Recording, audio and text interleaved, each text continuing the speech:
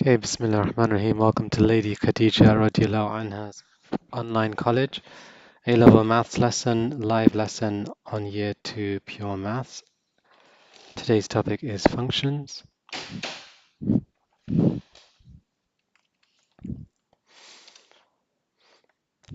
Okay, if we draw a graph of a function, then what you want to look at is whereabouts does the graph cover on the x-axis and whereabouts does it cover on the y-axis. And where it covers on the x-axis is called the domain. So if this graph literally stopped at those 2 points, then the domain would be from here on the left to here on the right. And if it literally, again, and on the y values, it would be from here up to here. And that would be called the range. But in most cases, the graphs don't stop. The graphs continue going on forever. So then you want to just extend your answer to say that for the x-axis, the domain would be in both directions to infinity, so you'd say all real numbers. For the y-axis, even though it might be going upwards for infinity, we know that it's starting from here. So let's say that number was 2. Then we'd say the range it was big is anything bigger than 2. Let's take a look at the example. So we're going through the Pearson edXL textbook for year 2, and we're on example 8 of chapter 2. So we have a function which is equal to 3x minus 2, and the domain we're given is equal to the set of numbers x is 1, 2, 3, 4, and we have to work out the range and then state what kind of function it is. So here I would just put in the smallest number first and then go with the biggest number. So with the smallest number going in, then 3 times the 1 take away 2. We have our first answer for the range is going to be 1. We'll skip the ones in the middle. We'll just go to the end one. So putting in 4, 3 times 4 is 12, 12 take away 2 is 10. And normally that's enough to tell you the range of a function. So we put in the smallest, we put in the largest. So the smallest answer we get is 1, the largest answer we get is 10, and that's normally enough. So we'd say the range is 1 to 10. But in this question, because there's only 4 numbers, then we want to put in all 4 numbers. So if you can just do the next one, the 2, and tell me what the range is going to be, what the answer is for the y value, for the substitution. Okay, that was very fast. Well done. Hopefully you got 4. And then the next one, substituting in 3, that would give us 7. So we'd say in this particular instance, with a domain of exactly 1, 2, 3, and 4, the range would be exactly 1, 4, 7, and 10. And we could show that on a kind of mapping diagram to show which number goes to what.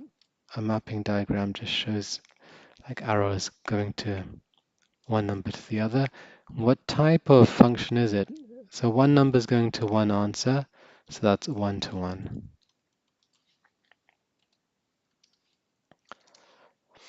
Okay, the next function is a bit more interesting, a bit harder. So it's the function g, and the equation is x squared. So, and the domain we're looking at, again, we're given the domain is x has to be from the real numbers, and more particularly, it's got to be between -5 and 5. Like I said at the beginning, most functions, they go on for infinity, so that's why they've restricted the domain here, so that we can give an answer that goes between a set of numbers. So let's take a look at the x squared function. So if we just plot that, then it's a U shape. Hopefully you've got a graphical calculator and you can put that in, but it's a U shape. symmetrical. Haven't quite done it symmetrically, but if it was accurate, that would be symmetrical. So between -5 and 5 on the x-axis, let's say that's here and here. And if we extend that up, then -5 squared, because the function is x squared, that would give you 25. And if we do that the same thing with 5, then 5 squared would also give you 25.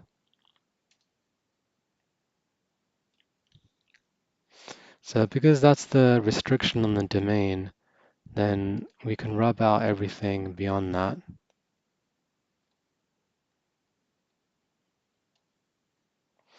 And we could say that the range is all the y values that the graph would go across. So the smallest y value is 0 down here, and the biggest one is 25. So we would say that the range of g of x is in between 0 and 25. Can it equal 25? Yes, it can, because if we put in 5, we would get 25. Can it equal 0? Yes, because 0 can go in and 0 would come out. What kind of function is it? Well, here we have two numbers going in and only one coming out, so that we can have multiple answers going in, multiple numbers going in, so that's many, and one coming out, so that's many to one.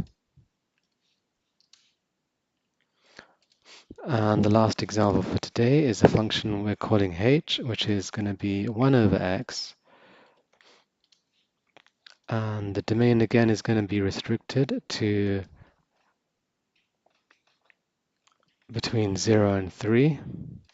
Now we can't divide by 0, so it has to be bigger than 0. But it can go up to 3. So just picture the function first. Do you remember this one? You can say yes or no.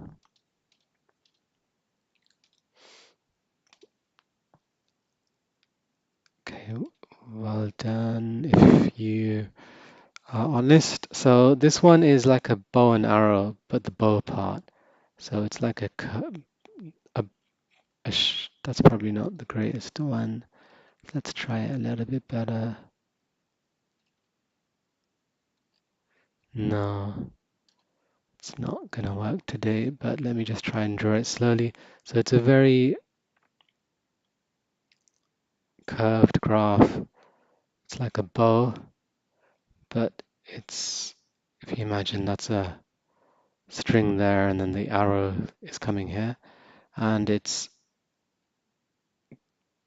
symmetrical around the y equals minus x line. So that's how it looks, and if we just restrict it, 0 is going to be close to the axis, so probably I need to get that just shifted closer to the axis. And what's going to happen is the closer we get to the 0 axis, 0 on the x is going to go higher and higher. And then we're going to stop it at 3, so we can include 3. So if I do 1 divided by 3, that's 1/3. So this point here is where we're going to stop the function. So just going across, that would be 1/3. And it's got to be bigger than 0, so we don't need anything on the left, so we can rub out this.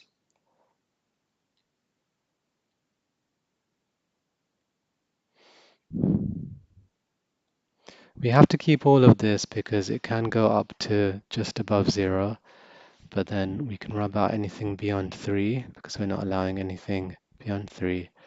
So what's the range looking like? Remember, range is the set of y values. So it looks like the smallest y value we got is 1/3, and it's going to go up and up forever so to infinity. So the range would be the answers we would get from our function h, which would be bigger than a third,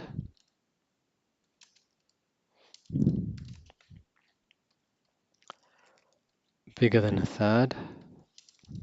Got that the wrong way around. So the range of values we're getting from our h function would be bigger than a third, and that's the range. Can it be a third? Yes, it can. So I just need an extra line there. And what kind of function is it? Well, it looks like that one number goes in and just one number comes out. So it's 1 to 1. Okay, join me again next week for more work